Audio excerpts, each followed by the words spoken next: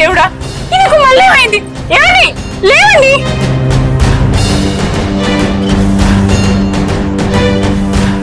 బాపు, అల్లుడు కళ్ళు తిరిగి కింద పడ్డాడే.